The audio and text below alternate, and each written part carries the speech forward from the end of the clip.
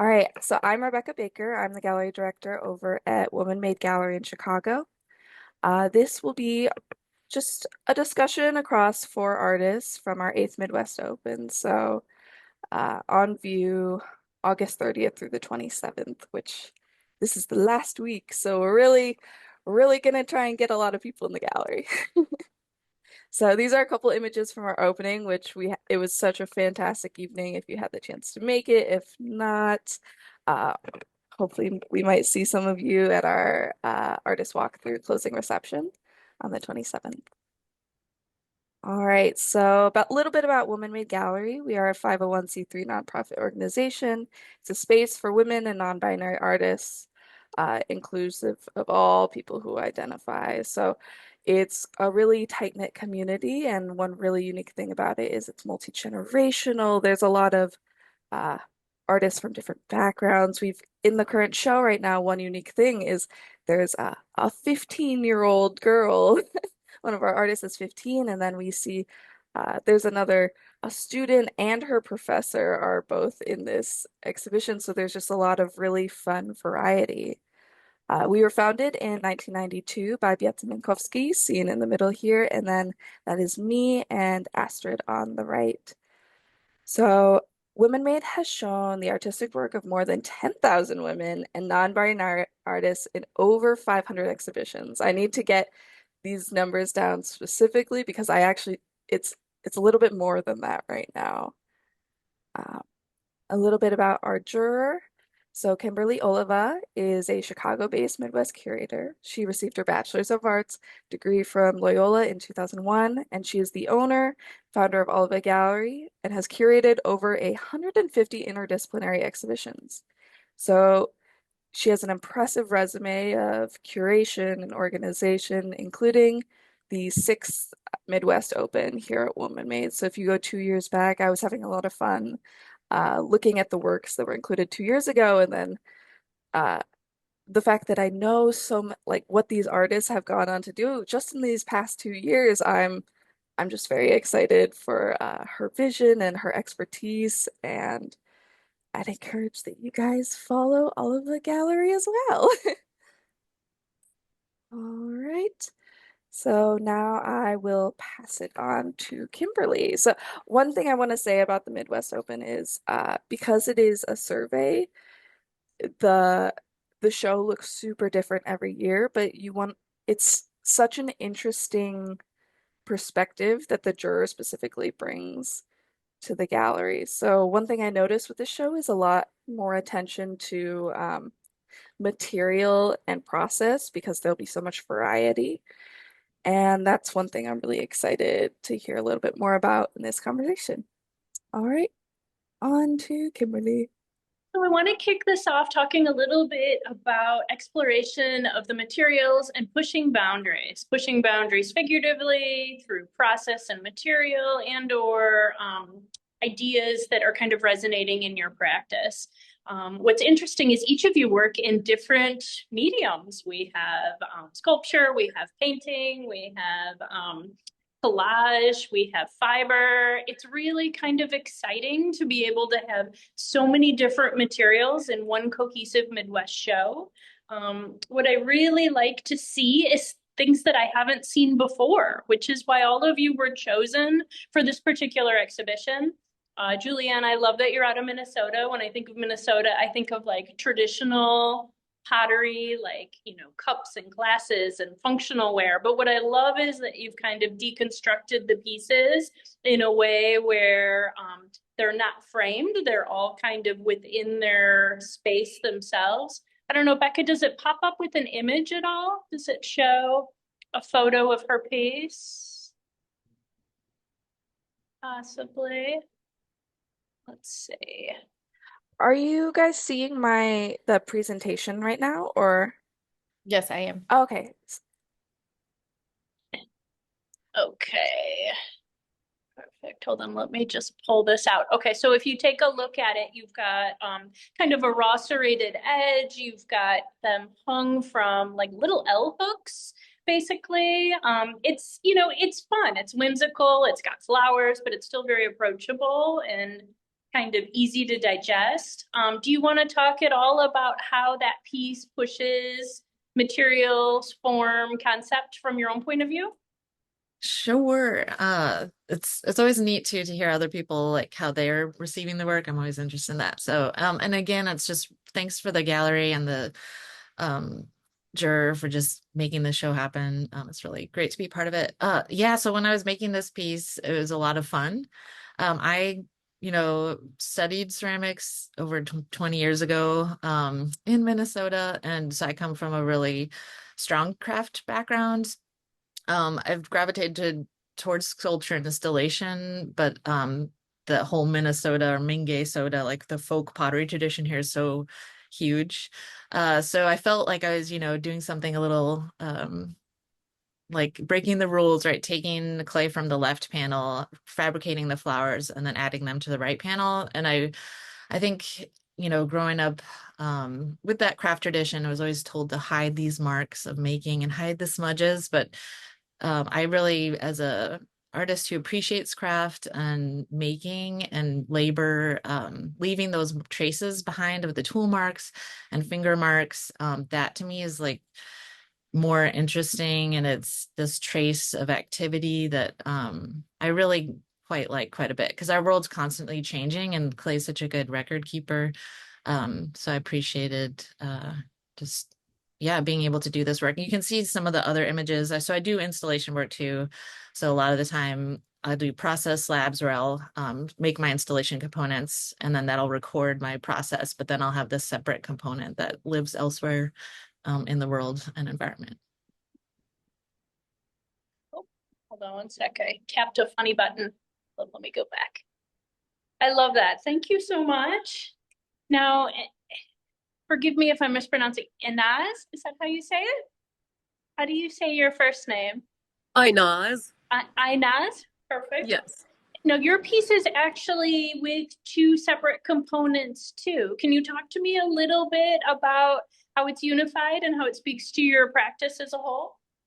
Absolutely. So, in the center of my studio, I'm always asking questions about how I can make like a dialogue between like a digital and tangible forms, because like I started my artistic practice working with like animation, digital media, and then particularly after I like immigrated to US and like getting separated from my home country, fabric came to like my practice, and especially being an Iranian woman, like throughout the generation, throughout my life, I learned how to express myself with fabric. And at the same time, I don't know, like digital media has this like sort of like uncon being uncomfortable and like this anxiety towards it, especially like in interactive and like virtual reality XR environments. And fabric was just like has this like sense of comfort and working with my hands. Like so during my MFA, I started developing more on soft sculptures, and so body is like a very like important subject for my work, and I look to the body as like this container. It contains itself, and it can also be a container for the space surrounding me. And I guess you asked like about like the piece being two separate parts. I look at my pieces as like a animated form. It's like a sequential 1 2 or 2 1 or in a loop.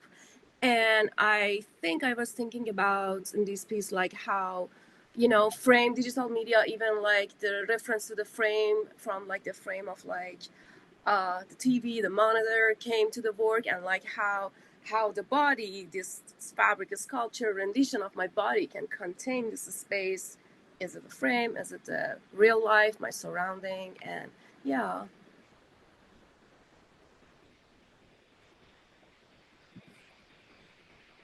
Oh, I cannot hear you, Kimberly. Volume.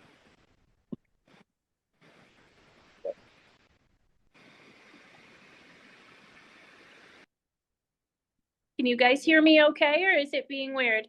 Okay, fantastic. Sorry, I'm next to a school, so the Wi-Fi is a little funny sometimes, especially during school hours. So, Antonia, do you want to talk a little bit about your piece in relationship to your practice and kind of pushing the boundaries of form? Sure. Yeah. So with this painting, normally in my practice, I work in kind of figurative, narrative, often surreal settings. Um, but with this piece, I really wanted to explore still life, which was something it's a deeply historic genre of art history, but one I've really avoided because it is so traditional.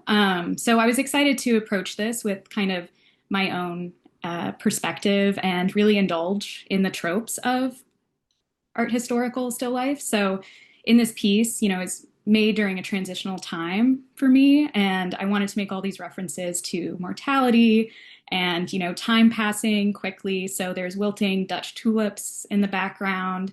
There's a hamster frantically walking on its wheel. There's a digital watch 1 minute away from midnight. Kind of all these things that have a sense of melodrama to them, but it was kind of new to me. And then also kind of implying the figure through a reflection in the hand mirror and a shadow off to the left. So using the figure, but in this more indirect way. But yeah, with my work, I'm always really interested in kind of these societal forces that kind of push themselves on women historically. So I'll make references to self-help or wellness culture, as well as yeah, just kind of these different forces that I feel affect women particularly, and then create this kind of world or surreal kind of environment where the characters are really trying to reach some kind of level of aspirational self-awareness, or are introspective, but to a point where it can kind of lead to disaster. So kind of balancing stagnation and action and agency within the work. Ooh, I love that. Thank you. Georgie, will you tell us a little bit about your process and about your work in general and kind of pushing the boundaries? Yes, so I'm a collage artist, and what I think is maybe a little bit unique for most collage artists is I, instead of sourcing my paper material, I design it digitally, and then I get it all printed and then compile the different shapes. And most of my collages are focused on still lives, specifically meal tablescapes that surround somebody's ideal last meal on Earth, which really explores, this notion of indulgence and also, like Antonia said, mortality with, kind of a play on the historical elements of still life, but really focusing it on, when are you going to celebrate these moments of occasion? Do you wait till your very, last final moments to have these big celebrations? Do you spread them out in your life? How much is too much indulgence?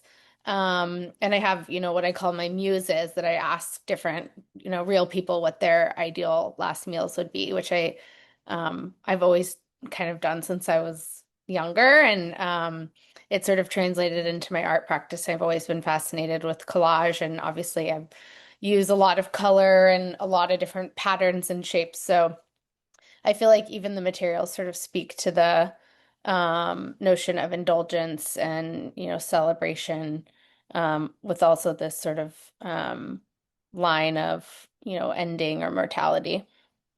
So Have yeah. you seen the exhibition by Judy Chicago at the Brooklyn Museum, The Dinner Party? No, I haven't. So that would be a really fun field trip to kind of go and check out. But what's interesting about Woman Made Gallery is they worked with Judy Chicago in early stages of her career. So I it's, love that. I'm a big fan of hers. I love that. some of this kind of comes so full circle within the 3 decades of kind of existence. How many, artists have exhibited at Woman Made over the years. So I love that it's kind of some of these same ideas about, kind of coming together at the table are still being, presented in new, exciting ways that still feels relevant and very important to our, kind of viewing landscape. I love that. That's fantastic. I know Beata, she's talked to me a little bit about, kind of working with Judy Chicago in the early years, and being, born and raised in Chicago. There's certain artists that have kind of passed through our canon, and we've been able to have an opportunity to work with. But right now, you guys are literally shaping the canon of the Midwest. When I select these works out of 193 submissions, I chose what I thought was kind of the best in terms of really kind of pushing the scale and the boundaries. Like Antonio, your piece is very large and massive. It's hung very prominently, kind of facing Halsted Avenue, which is a wonderful location because you have students nearby. You've got the university. You have areas like Pilsen and Bridgeport and downtown area, all within walking distance of the gallery space, and they're able to kind of hop in and see it even if the gallery's not open, just from a window street view. I think it's really kind of exciting. Like when I had curated the 6th Midwest Open a few years back, watching what happens with different art careers based on exposure levels. And I want to kind of, today talk a little bit about manifestation. I don't know if you believe in it at all or in ways of kind of like working towards a shared goal, but what are you working on in the studio right now to get you to that next step, or what's coming around the bend that you're really excited and looking forward to? So I'd love to hear what you're working on and something to look forward to, or something maybe that you want to happen that maybe you just need an extra push. Who wants to start? I can start. So this past summer, I was lucky to get a residency in Mass MoCA. Asset for Us is the studios over there, and I proposed a different another project. But when I went there, I started like the ideas came, having access to the museum, being among all like the amazing cohorts, and the space like brought something new to me, and I started thinking about like the rituals and the games that I grown up with, like throughout like knowing myself with these rituals and like from like Iranian culture, Islamic culture, and like at the same time like the games I grew up, because I constantly look to building community and like playing games like in a family setting or at the school settings. Like it's really huge in Iranian culture. And so I started making these soft sculptures for the floor and that people can sit on, and I'm really inspired by like the Persian carpet, prayer carpets, and like the patterns and the flowers, or like the stitching and embroideries in Iranian. The kitchen's just a little funny. Let me. Yeah, and can you hear me now? Yeah, it sounds better. Perfect. And then based off like the soft sculpture I have right now in my studio, I'm planning to make like a XR interactive environment to be experienced in the VR goggles. And I was lucky to get another like fellowship to go to VCCA this January, and I'm really looking forward to keep working and developing this project over there.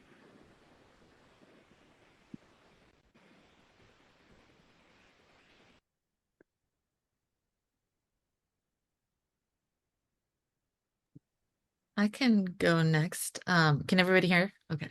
First of all, congrats on that residency. That's great. So right now there's a show that's they're having the 100th anniversary of a history center in Rochester. So I applied for a show and got in. And I referenced a touch is really important to me. And so I think about that a lot in my practice as a ceramic artist and thinking about craft and the way we manipulate materials. So I'm supposed to reference a historical object in their collection, which was a doll set for China doll set, basically, which is these like 5 little objects for dolls. And so I'm taking the pattern off of that. So I'm influenced by the pattern decoration movement as well. So I'm pulling that pattern out, and then I created these stamps on slabs again. So I'll stamp the China pattern onto the slabs, and then people can make rubbings of them in the gallery so they can actually touch and like take a record home.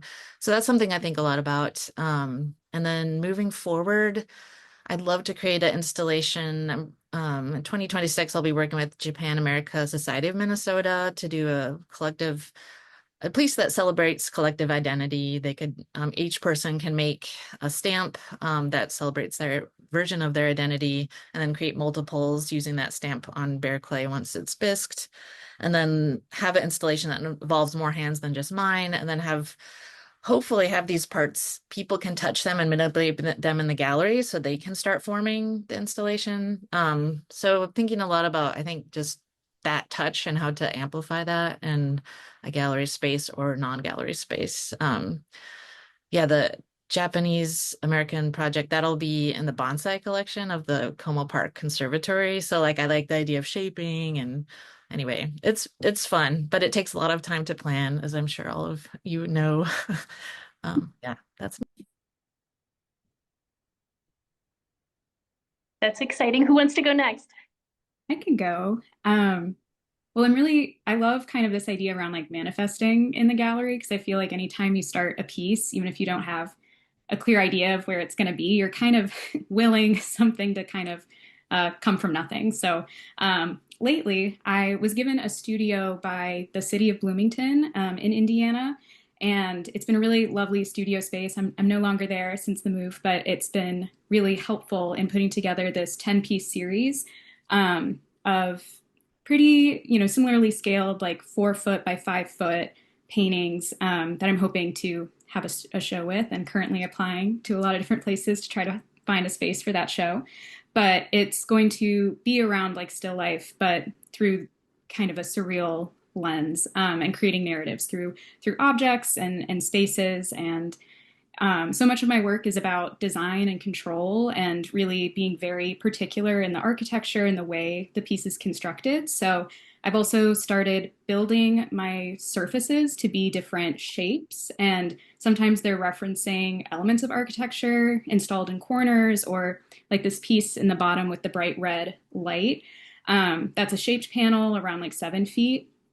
And so with those, I'm really trying to create like the illusion of space, and also just getting a lot more comfortable in the wood shop and building paintings into kind of different substrate shapes. So I'm hoping that'll, kind of play with the architecture and also show the like high level of construction in a work, both in the design of the composition and then the surface itself. But yeah, that's something I've been focusing on manifesting in my studio currently. Yay. Georgie? Yeah, I love this manifesting as well, and I love hearing all of y'all's like big ideas. But my, I guess, exciting thing coming up is I have 7 different meals being exhibited in Texas, actually opening this weekend. And it's the first time for me that multiple of my meals are, on a wall together, sort of speaking to each other, and they're all different people I know, which is really fun and cool. So I'm excited about that. And I think what I'm manifesting is being able to do that with multiple works, even more than 7 on a larger scale, because these are, kind of standard like 18 by 24 size. And I think I've always really wanted to do these meals like at, 3-4 feet. Like I've done a couple, but I think having multiples would be cool. And then adding an immersive element. Like I love the idea of bringing in a chef to like serve different of the foods or the things, kind of like the Judy Chicago concept, like really bringing in those experiences of indulgence to the viewer and to the work. So hopefully 2026 can allow me those opportunities. Yay. I have just as a side note, we've done a few exhibitions within Chicago where we've incorporated visual art with food pairings. And there's a wonderful organization, you can follow them on Instagram, called Cha Cha Club. And they are based here in Chicago, but they do, events all throughout the Midwest. They've done events in Wisconsin and Michigan, and they incorporate what they see within the gallery space or what the current show is, and create a food menu that's seasonal. And we'll do like, premiere seating for our VIP clients where they're able to come in. They'll be sharing a meal together with essentially strangers. They don't know who they're going to be sitting next to. And it's really kind of a fun dynamic event. It's a great way for kind of your premier clients to be able to have an experience, as opposed to just like, oh, let's meet here and go for coffee. Like, let's actually share food together, you know, and it could be, it's really an interesting combination, some of these Cha-Cha Club events that I've seen in some of the galleries. So I'll link you guys with a link with, you know, some of the things that I'm talking about. So you'll have some reading material for later. But I love the idea of kind of food with art. I think it really kind of adds, and it brings in people that maybe it's tough to get them to your art show, but maybe they need a sandwich, you know? So it just brings everybody together. I see that community is a huge component in all of your practice from what I'm hearing so far, which is fantastic. Are there any questions for me? Anything you guys would like to know? Could I make a really quick comment? Sure. I was just noticing all of these connections. So I had come in becoming really familiar with all of your practices just in preparation, and I was really excited to see where the conversation led. But after hearing all you talk, I'm noticing it's really interesting, and I think it is coming from Kimberly, you're saying you're being guided by who's pushing the bounds of their craft. And I feel like you all have this really specific attention to the traditional origins of your work, but bringing it into a contemporary setting, which is all what the Midwest Open is all about. Like, what are women making this year? Um, but then there's also repetition across all of your works, whether it's in process or presentation.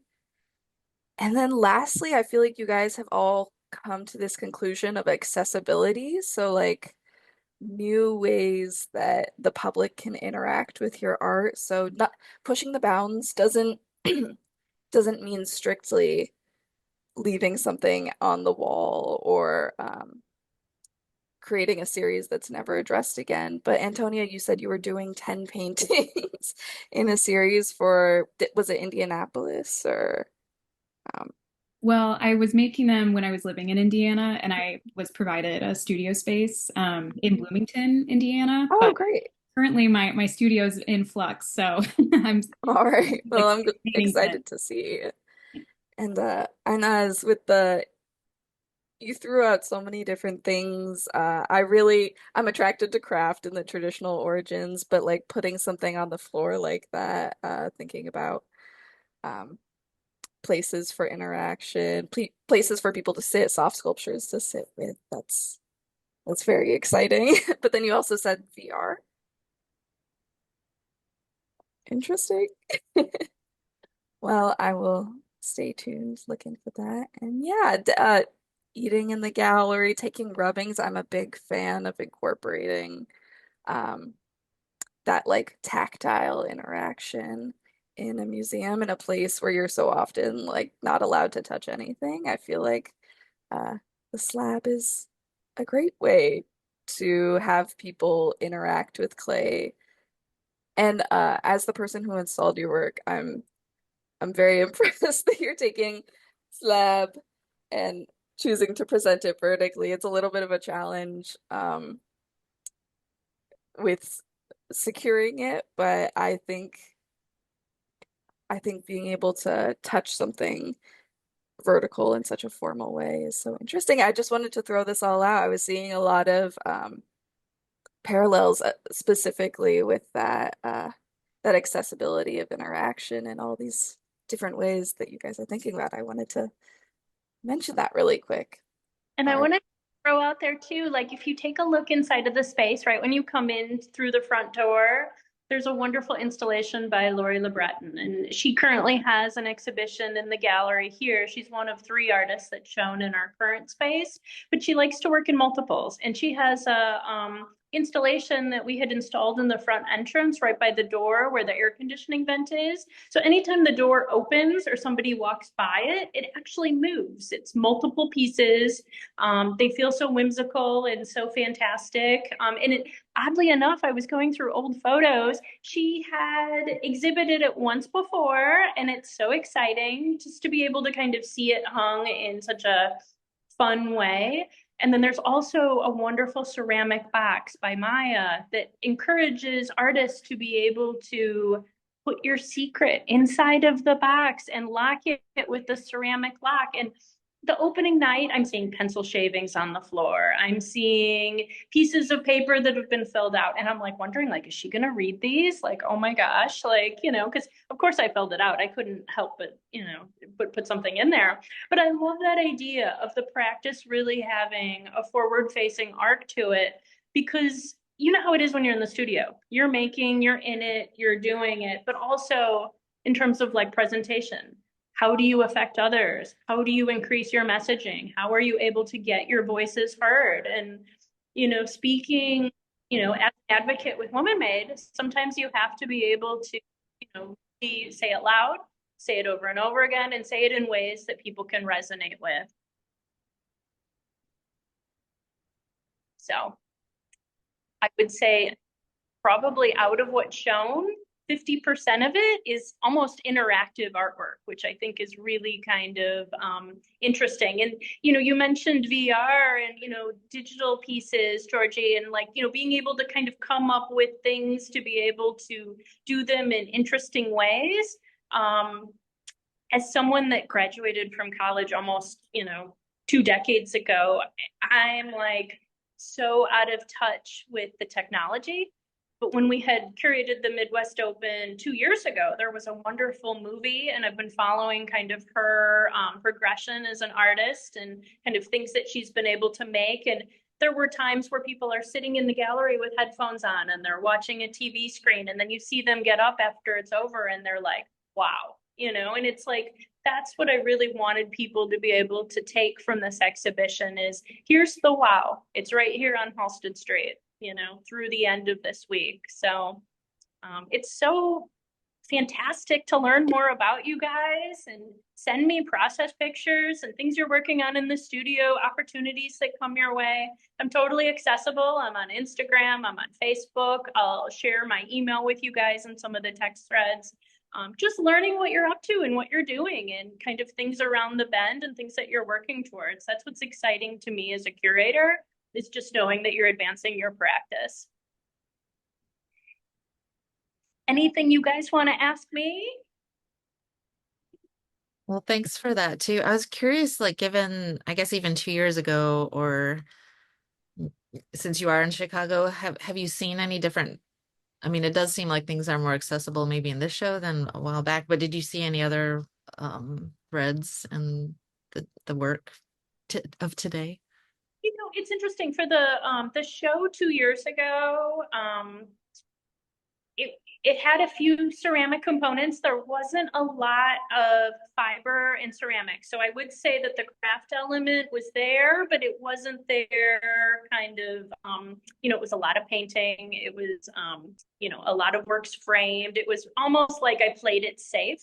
And what I like about this now 2 years later is I look at thousands of pieces a day. I am, sending hundreds of messages a day to clients and different institutions and different artists. And I come across a lot, and it's going to take a lot for someone to really wow me. And I think what's so exciting is you guys understood the assignment, you understood kind of, what to present. I had a few artists that sent in submissions for different series of works when they had applied.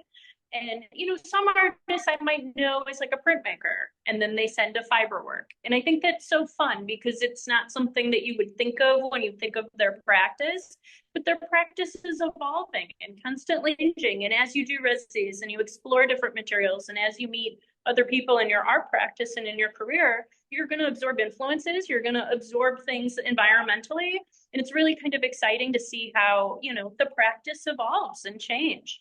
I mean, if you look at woman-made shows from the 90s or early aughts or even the mid-teens or, 2 years ago, there's a lot of change. But I think the underlying current is our need to create and our need to share. So, and I'm so grateful to all of you, to Becca, to Beata, to everyone at Woman Made Gallery for just championing the message of our art.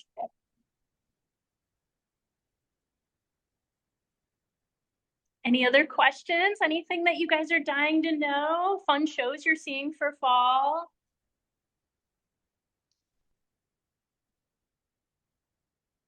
You guys shy?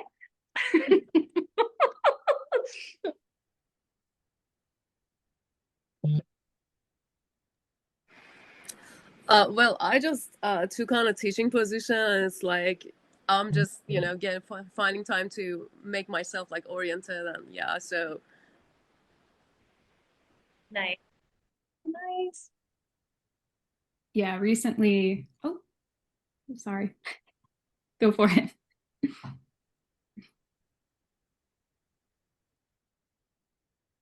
Think you're muted. Antonia, did you have something to say? Oh, well, I was just gonna mention, I moved from the Midwest recently out east and still kind of, I don't know, adjusting to the big differences actually, I think regionally. And in shows too, I just saw Celeste Rapone's show, and it's in New York. I forget the name of the gallery. But she's such a Chicago artist in my mind, and so seeing her work in like a New York context was fun. I was like, oh, a familiar face in a really different area. So yeah, I thought that show was fantastic, and like she works in figurative narrative, but I think is really always like changing kind of or subverting my expectations of painting in interesting ways. So that was a show recently I saw that really excited me. Becca, did you want to say something? Oh, wait, I think you might be muted. Hold on one second. No, okay. One thing I do want to say, Georgie, I know you do kind of different locations, and the gallery itself is heading to Texas for a fair in Round Top, Texas. And I know Georgie's familiar about it. Do you want to talk a little bit about that at all from a different lens? Yeah. So yeah, Round Top is a tiny town in Texas that has sort of blown up on the map for antiques. It started as sort of a tiny antique fair, and now 3 times a year they have a huge antiques.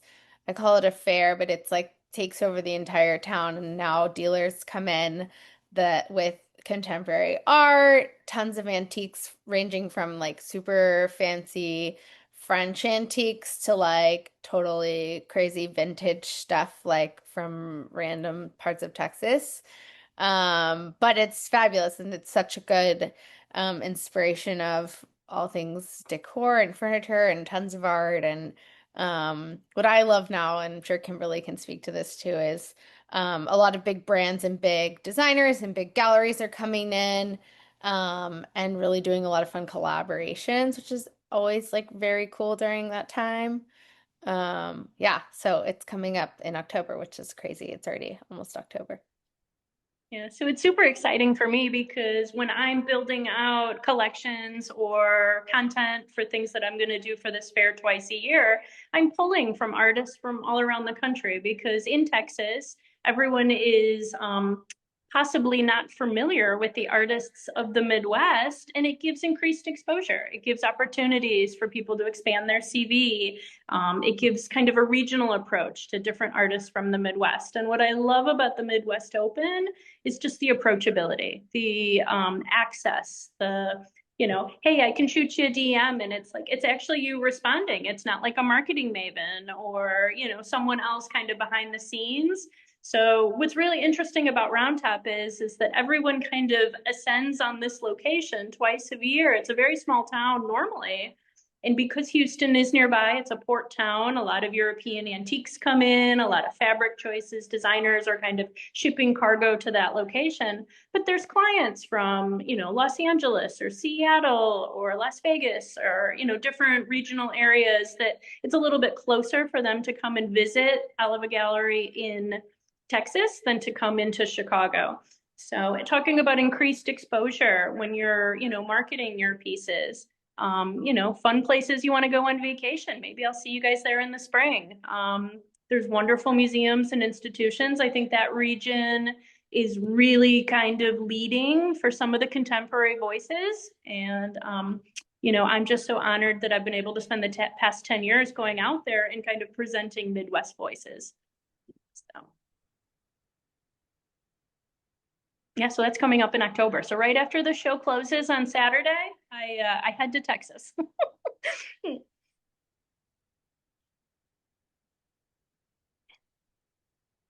Oh, Becca, I can't hear you. Are you muted? All right, I think this is how I'm gonna do it then. Okay, so well, I just wanted to thank all of you so much for joining with us today, and I really hope we'll get to see some of you at the artist walkthrough. Yes, yes, maybe. But the artist walkthrough is a really fantastic opportunity, especially with this show. I think almost out of all of the shows are throughout the year, the Midwest Open is my favorite to come for the artist walkthrough because everyone is local and it feels like this really intimate community.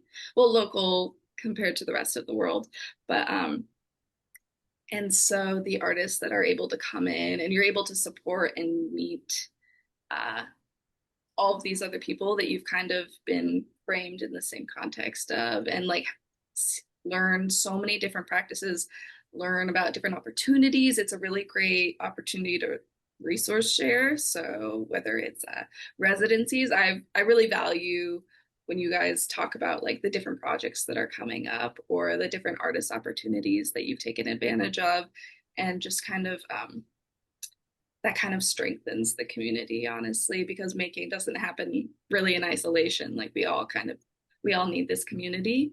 And so I'd really encourage, if you can make it, it'd be great to see you there. And just as a quick side note, there's an amazing show that's going on. Theaster Gates will be, his show opens up at the Smart. There's a wonderful Helen Frankenthaler exhibition at the Block. And our exhibition here at Oliva Gallery closes on the 27th, and I have another curation up in Highland Park at the Art Center of Highland Park for facades. So this upcoming weekend, there are things at different areas throughout the city that are just filled with art and activation. We're just coming off a Chicago Exhibition Weekend, which is a really great opportunity. It brings in people from all around the world to kind of highlight our great city of Chicago and, talk about themes and ideas and network and, kind of see more beautiful things. Also, the Mexican Museum of Art, I believe, is doing their big exhibition. So it's a great time. That's not far from the gallery. It's easily walking distance. So if you're looking for a beautiful weather day as well to just kind of explore the city on foot, I highly recommend checking it out. Absolutely. And that leads me to my last point is I just want to make it clear to you guys that Woman Made and Kimberly, I'm sure, we want to be available to you guys as resources. So if you need recommendations, or I am always, because I'm kind of in the middle between like curation, exhibition artists, I'm keeping an eye out for opportunities that suit people's practices. So I'll definitely keep you in mind in the future. But yeah, don't hesitate to reach out if you have any questions or if you're coming to the city or anything like that. And I just want to do a quick plug for Becca. You're in 2 exhibitions right now with your own practice, aren't you? Yeah, I've got one up right now at the North Park Village Nature Center, and then I'll have another at T. Marie Gallery. So nice. Well, thank you, Kimberly. Well, thank you everyone for making it out. I will be editing and posting this hopefully in the next day, and then we'll be promoting on social media just to get more people in the gallery. It's the final week. We've had a great turnout so far, I'd say. We've added an additional day that the gallery is open. So now Wednesday through Sunday. So hopefully getting more people soon. All right. Awesome. I want to thank you guys so much for taking time out of your busy schedule and be able to talk to me a little bit about your practice and learn more about you as artists. Thank you for answering all my questions and just keeping me inspired. And I hope to see you guys again soon. Hopefully Saturday, but if not Saturday, feel free to reach out through DM or Instagram. We're Oliva Gallery on Instagram. Yeah. Thanks so much. Thank you so Everyone. much. It was nice seeing you all. Have a great day and a wonderful week.